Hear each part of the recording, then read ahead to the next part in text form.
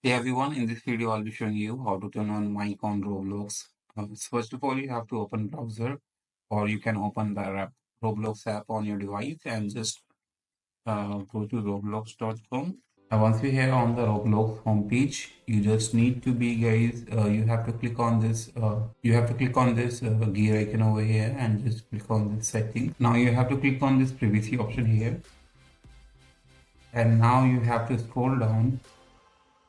In the privacy, you have to scroll down and you will see here two options, microphone and camera input. So you can enable mic or turn on the mic from here. Use the microphone to chat with voice. You just have to click on this toggle button next to the microphone and just click on this toggle button again to enable or turn on.